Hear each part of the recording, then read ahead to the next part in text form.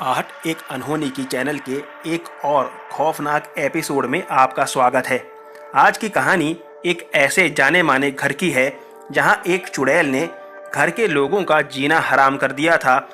एक हंसती खेलती फैमिली जो एकदम से बिखरते बिखरते बच गई थी।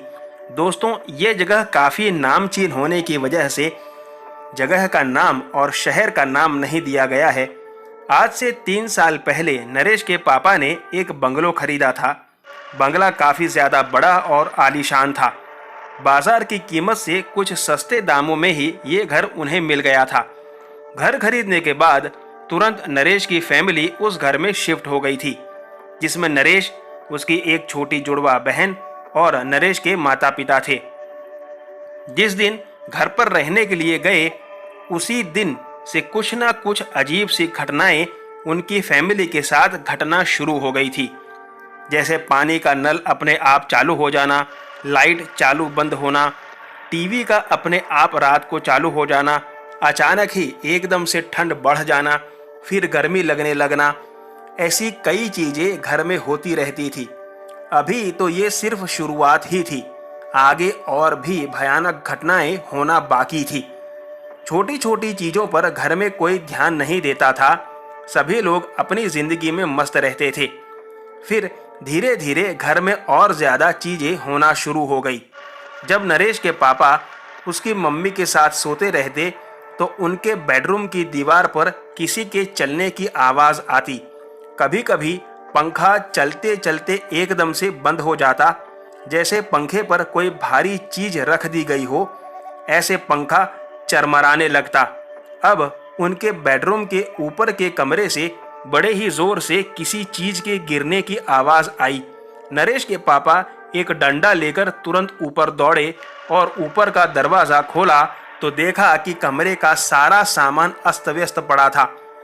सोफा, पलंग, अलमारी, सब कुछ जैसे किसी ने उठा उठा के पटका हो। नरेश के पापा जोर से चिल्लाए और कहा कि जिस किसी ने भी ये नाटक किया है वो सामने आए, मैं उसे मार मार कर उसकी हड्डी पसली एक कर दूंगा। 2-3 बार डंडा पटक कर वो वहां से कमरा बंद कर कर चले गए। जब से नरेश के पापा ने डंडा दिखाया तब से कुछ दिनों तक सब कुछ शांत हो गया। ना कोई आवाज आती, ना कोई हरकत होती। एक दिन नरेश के पापा को अचानक से बिजनेस के सिलसिले में मुंबई जाना हुआ। उसी दिन से उस घर में वापस सारी एक्टिविटीज शुरू हो गई। कभी रोने की आवाजें आने लगती तो कभी जोर जोर से कोई हंसने लगता। कभी एकदम पास आकर के कोई रोता तो कभी दूर से हंसने की आवाज आती। एक रात नरेश की माँ जोर से चिल्लाकर उठ गई। नरेश दौड़कर उनके रूम में आया तो उसने देखा कि उसकी माँ बहुत ही ज्यादा डरी हुई है और बंगाली भाषा में कुछ बोले जा रही है।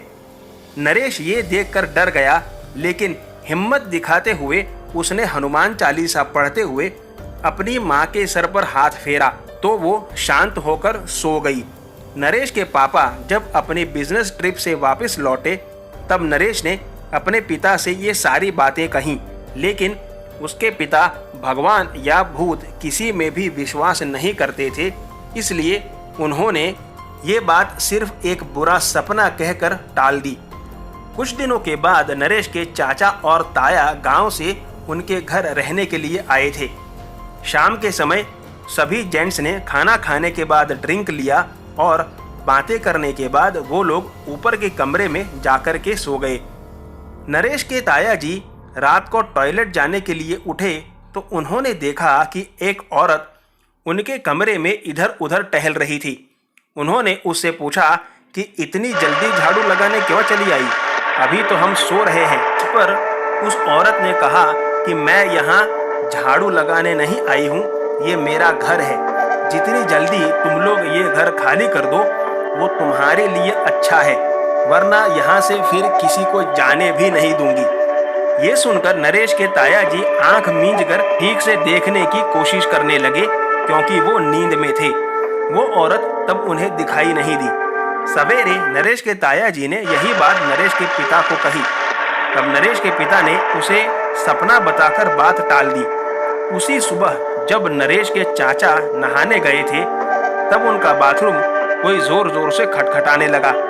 नरेश के चाचा ने कहा कि अरे भाई, शांति से नहा तो लेने दो, बस अभी तो नहाने आया हूँ। लेकिन दरवाजा खटखटाने की आवाज और भी ज्यादा बढ़ने लगी।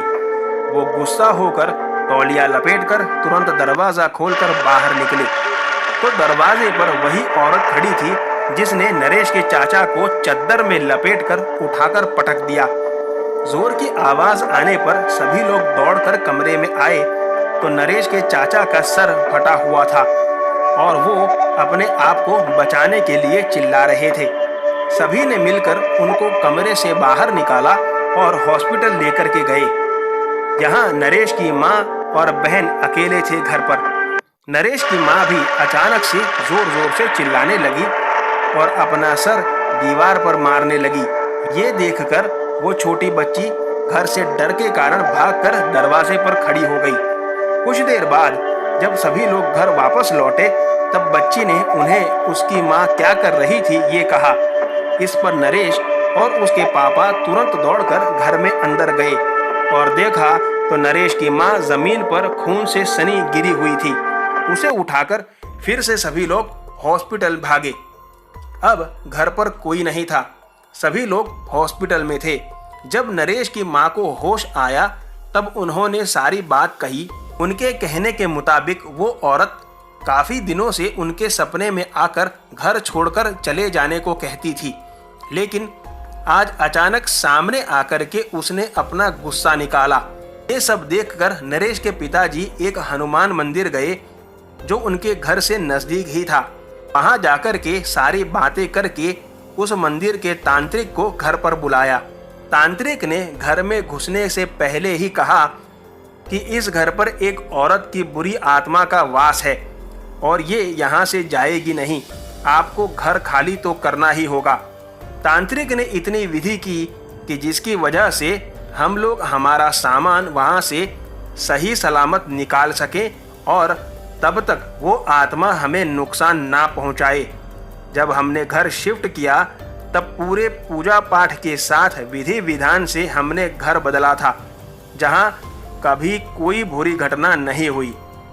वो घर खाली करने के बाद हमें पता चला था कि उस घर में एक बंगाली फैमिली रहा करती थी, जिसमें अचानक ही सारी फैमिली का एक रोड एक्सीडेंट हो गया था और परिवार में सिर्फ एक बूढ़ी औरत ही बची थी। कुछ दिनों के बाद उस औरत ने भी आत्महत्या कर ली थी।